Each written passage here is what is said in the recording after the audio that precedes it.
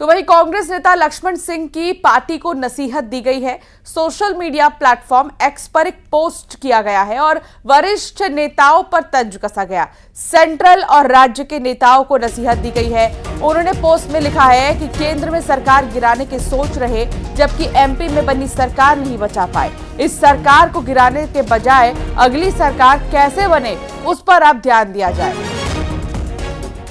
लक्ष्मण सिंह ने पार्टी को नसीहत दी है। इससे पहले भी लक्ष्मण सिंह के कई बयान सामने आ चुके हैं और अब एक बार फिर लक्ष्मण सिंह का ये कहना है कि अगली सरकार कैसे बने, उस पर ध्यान दे पार्टी तो ज्यादा बेहतर होगा।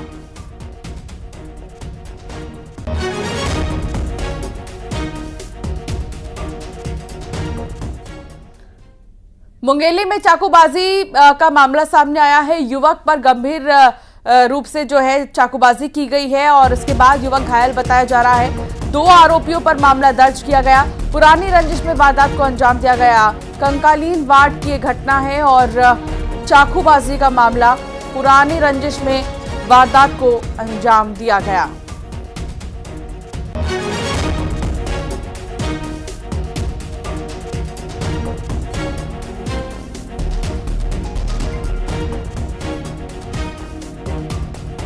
तो 2 आरोपियों पर मामला दर्ज किया गया है जिन्होंने चाकूबाजी की है। मुंगेली में चाकूबाजी और 2 युवक ऐसे हैं जिन पर चाकूबाजी के आरोप में मामला दर्ज किया गया है और जिस पर चाकूबाजी की गई है वो गंभीर रूप से घायल है। पुरानी रंजिश की वजह से इस वारदात को अंजाम दिया गया।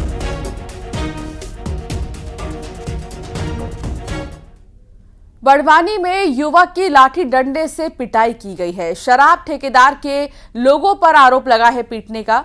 मारपीट का भी वीडियो अब सामने आ चुका है। मारपीट के 6 आरोपी गिरफ्तार कर लिए गए हैं। नागलवाड़ी थाना क्षेत्र के ओझर का यह मामला है और यहां पर लाठी डंडे से युवक की पिटाई की गई है। शराब ठेकेदार के कुछ लोग थे, उन्होंने पिटाई की है और आप देखिए इस वीडियो में कैसे एक युवक को बुरी तरीके से पीटते हुए नजर आ रहे हैं, बेरहमी से पीटते हुए नजर आ रहे हैं। सरे राह युवक की पिटाई, न कानून का डर, न प्रशासन का डर, न खौफ है पुलिस का, बस हाथ में सारा फैसला लिए जो न्याय है वो बीच सड़क पर ही दिलाने की यहाँ पर जो कोशिश है वो चल रही है।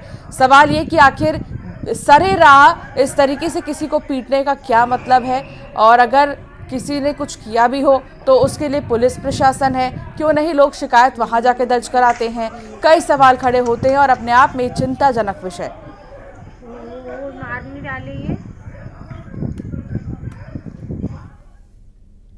अमरवाड़ा उपचुनाव को लेकर बीजेपी ने अपनी तैयारी तेज कर दी है। अमरवाड़ा उपचुनाव के लिए प्रभारी और सह प्रभारी की नियुक्ति कर दी गई है। मंत्री संपत्तिया उइके को अमरवाड़ा उपचुनाव का प्रभारी बनाया गया, तो वहीं बैतुल विधायक को सह प्रभारी की जिम्मेदारी सौंपी गई। आपको बता दें कि कमलेश शाह को बीजेपी ने अमरवाड़ा से अपना उम्मीदवार बनाया है।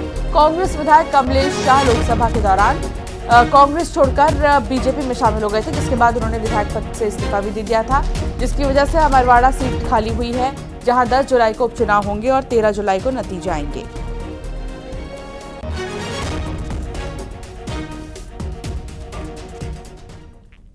और अब बात सिवनी की, जहां सीएम डॉक्टर मोहन यादव के निर्देश पर 56 प्राइवेट स्कूलों की जांच की जा रही है।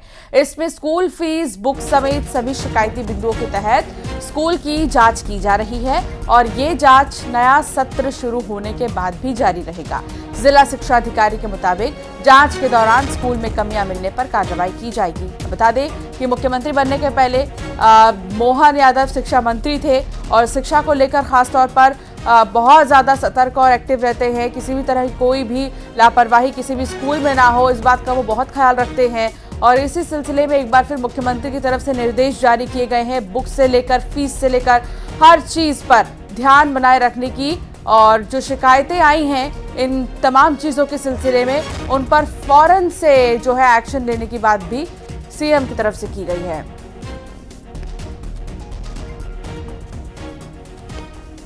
प्राइवेट स्कूल को लेकर मुख्यमंत्री महोदय के आदेश के निर्देशों के परिपालन में अभी तक 56 स्कूल की जांच जो प्रारंभिक तौर पर जांच की गई है और जांच जिला स्तर पर एक समिति बनाई गई है।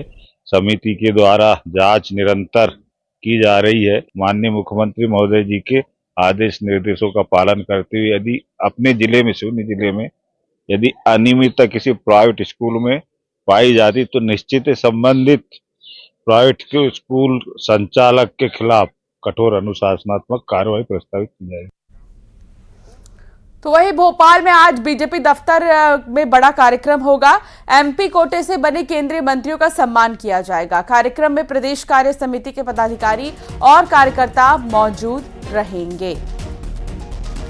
तो जितने भी नेता मंत्री बनाए गए हैं केंद्र में, उनको आज सम्मानित किया जाएगा। इनमें कई नाम हैं। शिवराज सिंह चौहान सबसे पहले पूर्व मुख्यमंत्री रह चुके हैं। विदिशा से बम्पर जीत उन्होंने हासिल की और उन्हें कृषि मंत्री बनाया गया है। गुना से सांसद ज्योतिरादित्य सिंधिया पिछले बार भी केंद्र में मंत्री रह चुके हैं। नागरिक उड्डयन मंत्रालय उनके पास था और अब दूरसंचार मंत्री ज्योतिरादित्य सिंधिया बनाए गए हैं। इसके अलावा सावित्री ठाकुर भी जो हैं अब केंद्रीय मंत्री कहलाएंगी। वीरेंद्र खटीक जो है वो केंद्रीय मंत्री कहलाएंगे। इसके अलावा दुर्गा दास उइके भी केंद्रीय मंत्री कहलाएंगे। उन्हें भी मंत्रालय की जिम्मेदारी दी गई है। तो ये वो तमाम चेहरे हैं जो कि केंद्र में मंत्री बनाए गए हैं और आज जिनका सम्मान मध्य प्रदेश बीजेपी कार्यालय में किया जाएगा।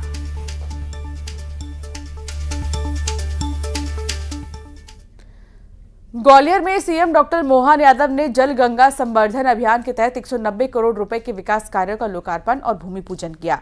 जल स्रोत के संरक्षण और पुनर्जीवन के लिए मध्य प्रदेश सरकार की पहल के तहत सीएम ने सागर ताल में जनता के साथ श्रमदान भी किया। इस दौरान केंद्रीय मंत्री ज्योतिरादित्य सिंधिया, सांसद भरत सिंह कुशवाहा, एमपी के जल संसाधन मंत्री तुलसी सिलावट, ऊर्जा मंत्री प्रद्युम्न सिंह तोमर, उद्यानिकी मंत्री नारायण सिंह कुशवाहा भी मौजूद रहे। इस मौके पर सीएम डॉक्टर मोहन यादव ने कहा कि ग्वालियर के विकास में किसी भी तरह की कमी नहीं आने दी जाएगी। केन बेतवा लिंक से ग्वालियर चंबल का विकास होगा।